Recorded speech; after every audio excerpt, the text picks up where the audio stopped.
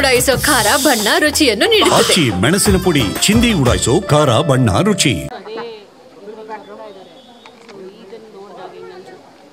ತುಂಬ ಖುಷಿಯಾಗುತ್ತೆ. ಪ್ರತಿ ವರ್ಷ ಇದೇ ಥರ ಬಂದು ಆಚರಿಸ್ತಾ ಇರ್ತಾರೆ. ಇವ್ರನ್ನ ನೋಡಿದಾಗ ನಮ್ಮ ತಂದೆ ಇನ್ನೂ ಇದ್ದಾರೆ ಅಂತ ಅನಿಸುತ್ತೆ.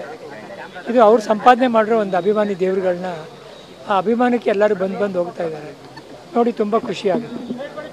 ಅದೇ ಒಂದು ಜೋಶ್ ಇದೆ, ಅದೇ ಪ್ರೀತಿ ಇದೆ, ಅದೇ ಸಮಾಜಮುಖಿ ಕಾರ್ಯಕ್ರಮಗಳನ್ನ ಹಮ್ಮಿಕೊಳ್ಳೋದಾಗಿರ್ಬೋದು, ಇದೆಲ್ಲವೂ ಕೂಡ ಹಾಗೆ ಇದೆ. ಅಂದರೆ ಈ ಭೂಮಿ ಆಕಾಶ ಇರೋ ತನಕ ಇವರ ಹೆಸರು ಶಾಶ್ವತ ಆಗಿರುತ್ತೆ ಅನ್ನೋದ್ರ ರೀತಿ ಅಭಿಮಾನಿಗಳು ಕೂಡ ಅದನ್ನು ನಡೆಸ್ಕೊಂಡು ಹೋಗ್ತಿದ್ದಾರೆ. ಆ ಖುಷಿಯನ್ನು ಸೆಲೆಬ್ರೇಟ್ ಮಾಡೋದಾದ್ರೆ ಅದು ಕಮ್ಮಿ ಆಗಲ್ಲಮ್ಮ, ಪ್ರತಿ ವರ್ಷ ಜಾಸ್ತಿ ಆಗ್ತಾ ಇರುತ್ತೆ. ಈಗ ಬರೋ ಪೀಳಿಗೆಗಳು ಬಂದು ಆಚರಿಸ್ತಾ ಇದ್ದಾರೆ. ಅದು ಕಮ್ಮಿ ಆಗಲ್ಲ, ಜನ ವರ್ಷ ಜಾಸ್ತಿ ಆಗ್ತಾ ಹೋಗುತ್ತೆ. ರಗಣ ಅಣ್ಣವ್ರು ಇದ್ದಾಗ ಯಾವ ಥರ ಬರ್ತ್ಡೇ ಸೆಲೆಬ್ರೇಟ್ ಮಾಡ್ಕೊಳ್ತಾ ಇದ್ರು? ಅಭಿಮಾನಿಗಳು ಮನೆ ಹತ್ರ ಬರ್ತಾ ಇದ್ರಾ? ಮನೆ ಹತ್ರ ಬರ್ತಾ ಇದ್ರು. ಬೆಳಗ್ಗೆಯಿಂದ ಸಾಯಂಕಾಲದವರೆಗೂ ಇರೋರು. ಸಾಯಂಕಾಲ ಅಪ್ಪಾಜಿ ಹೊರಗಡೆ ಹೋಗೋರು. ಬೆಳಗ್ಗೆಯಿಂದ ಸಾಯಂಕಾಲದವರೆಗೂ ಎಲ್ಲರನ್ನೂ ಗ್ರೀಟ್ ಮಾಡಿ ಎಲ್ಲರಿಗೂ ನಮಸ್ಕಾರ ಮಾಡಿ ಕೇಕ್ಗಳು ಕಟ್ ಮಾಡೋರು. ಚೆನ್ನಾಗಿ ಬರೋರು. ಇಷ್ಟಪಡೋರು. ಒಂದು ಹುಟ್ಟುಹಬ್ಬ ಯಾವುದಾದ್ರು ವೆರಿ ಸ್ಪೆಷಲ್ ಅಂತಿದ್ರೆ ಅದನ್ನ ನೆನಪು ಮಾಡ್ಕೊಳ್ಬೋದಾ ಈ ಸಂದರ್ಭದಲ್ಲಿ ಅಂತ ಹೇಳಿ? ಇಲ್ಲಮ್ಮ, ಪ್ರತಿ ಹುಟ್ಟುಹಬ್ಬನೂ ಸ್ಪೆಷಲಾಗೇ ಇತ್ತು ಅವ್ರದ್ದು.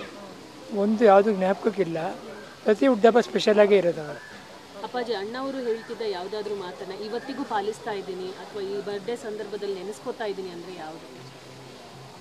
ಎಲ್ಲರ ಹತ್ರ ಪ್ರೀತಿ ವಿಶ್ವಾಸವಾಗಿರೋದು, ಅಭಿಮಾನಿಗಳನ್ನ ದೇವರಾಗಿ ಕಾಣೋದು, ಅದನ್ನು ಇನ್ನೂ ಪಾಲಿಸ್ತಾ ಇದ್ದೀವಿ. ಎಲ್ಲರೂ 3 ಜನ ಮಕ್ಕಳು ಪಾಲಿಸ್ತಾ ಇದ್ದೀವಿ. ತಾತನ ಹುಟ್ಟುಹಬ್ಬಕ್ಕೆ ನಿವೇದಿತಾ ಅವರ ನಿರ್ಮಾಣದ ಸಿನಿಮಾ ರಿಲೀಸ್ ಆಗಿದೆ. ಸೊ ನೀವು ಈ ಸಂದರ್ಭದಲ್ಲಿ ಆ ಸಿನಿಮಾಗೆ ಒಳ್ಳೇದಾಗಲಿ. ಸಾಮಾನ್ಯವಾಗಿ ಇಂಥ ದಿನದಲ್ಲಿ ಅಪ್ಪು ಸಿನಿಮಾ ರಿಲೀಸ್ ಆಗ್ತಿತ್ತು ಯಾವುದಾದ್ರೂ, ಇವಾಗ ಅವ್ರದ್ದಾಗಲಿಲ್ಲ. ಮೊಮ್ಮಗಳು ಪ್ರೊಡ್ಯೂಸ್ ಮಾಡಿರೋ ಸಿನಿಮಾ ರಿಲೀಸ್ ಆಗ್ತಿದೆ, ಫೈರ್ ಫ್ಲೈ ಅಂತ. ಅದಕ್ಕೆ ಒಳ್ಳೇದಾಗಲಿ. ನಿಮ್ಮ ಮನೇಲಿ ಆಲ್ಮೋಸ್ಟ್ ಎಲ್ರದ್ದು ಏಪ್ರಿಲಲ್ಲೇ ಬರ್ತ್ಡೇ ಇರೋದು ರಗಣ. ಏಪ್ರಿಲ್ ಅಂದರೆ ದೊಡ್ಡ ಮನೆ ಫ್ಯಾಮಿಲಿಗೆ ಒಂಥರ ಲಕ್ಕಿ ಅಂತನ.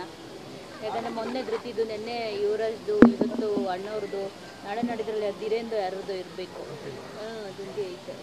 30ನೇ ತಾರೀಕು ನನ್ನ ಚಿಕ್ಕ ಮಗಳದಿದೆ, ಪುನೀತ್ ಅವ್ರ ಚಿಕ್ಕ ಮಗಳದು.